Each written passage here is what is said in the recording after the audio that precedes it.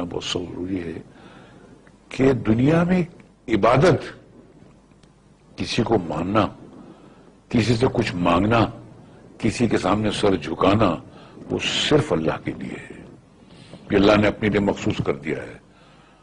تو آپ کوئی ایسا کام مت کیجئے عبادت کا جو کہ صرف اللہ کے لیے مخصوص ہے۔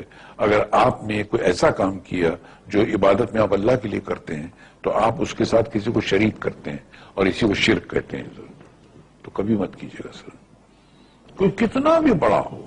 یہ صفت اللہ نے اپنے لیے خاص کر رکھی ہے۔ اللہ کے سوا کوئی کسی سے کچھ مانگ ہی نہیں سکتا ہے، کسی کی عبادت کر ہی نہیں سکتا ہے۔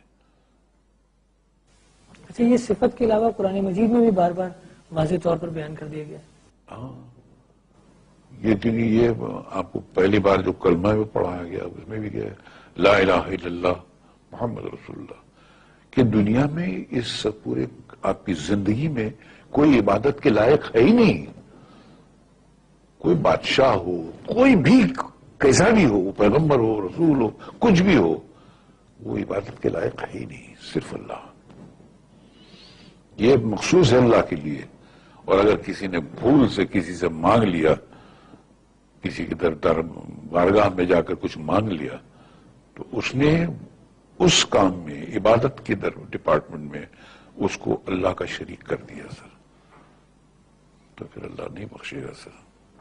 ارے اللہ تو کیا اس کے فرشتے نہیں بخشیں گے، وہ پورے جلال میں آ جاتے ہیں اس وقت۔ اس لیے انسان اپنے آپ کو تباہی سے اگر بچانا چاہتا ہے تو کبھی بھی وہ اللہ کی عبادت میں کسی کو شامل نہ کرے۔ یہ صاف طور پہ بچ کے رہنے کا طریقہ ہے سر۔ خاص صاحب، یہاں پر آپ کو ایک دفعہ پھر روکنا پڑے گا کہ وقت